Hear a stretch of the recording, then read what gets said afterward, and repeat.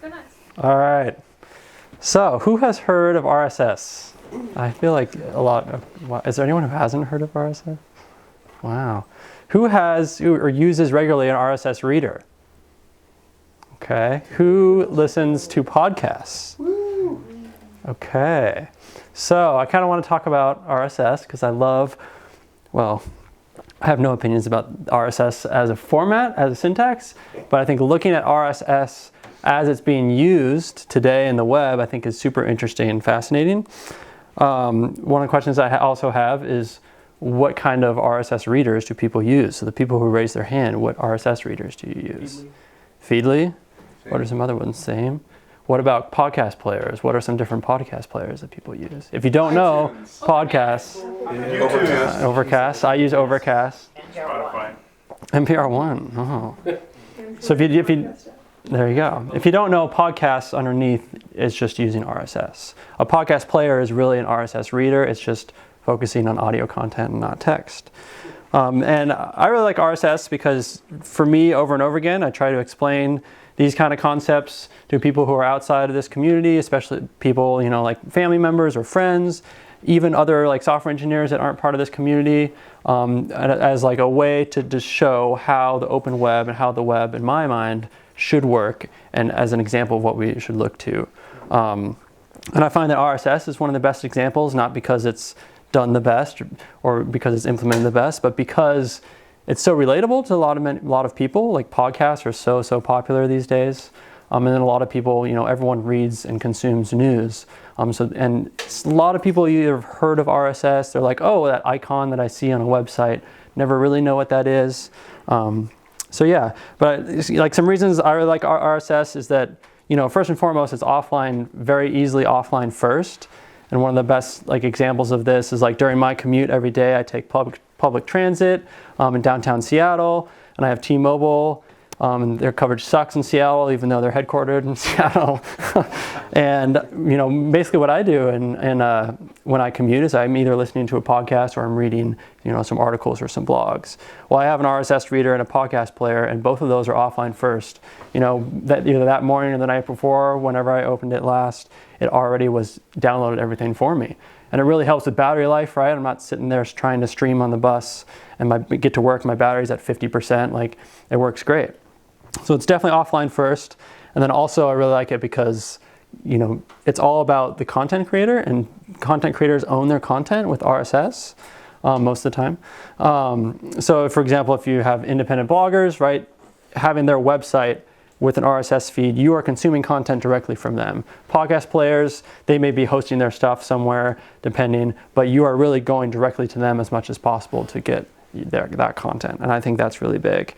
But also at the same time, consumers and users get to consume and use the user agent however they like. They don't have to use this specific app to read this specific website. They can use whatever RSS reader they want, they can use whatever podcast player they want, and they can get whatever podcast and RSS or blog feeds that they want. Some examples of other things, and so this is why I really draw back on RSS when I'm explaining these concepts. I'm like, this is the way it should work. Content provider or content producers should own their content. Users should be able to browse that content however they like. But some examples, like counterexamples that I often go to, is things like music streaming. I think is great as a consumer, but there's a lot of issues because there's a whole music industry is a whole nother thing about labels and things like that, right? But if you think about if you subscribe to Spotify, really your service that you're paying for and your UI, your user agent, is lumped into one. What happens when Spotify, makes a change to their UI that people don't like? You just sit there and complain. There's nothing you can do because you can't switch to a different player because the service is coupled with the UI. So I think that's really important.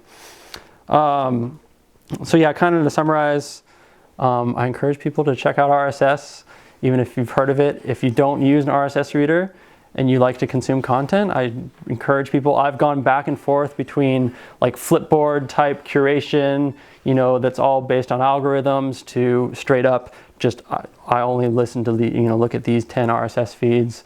So if you've done it in the past or you've never done it, I encourage people to try out an RSS reader. Some good ones, like Feedly. I use like Feedbin as an RSS sync service.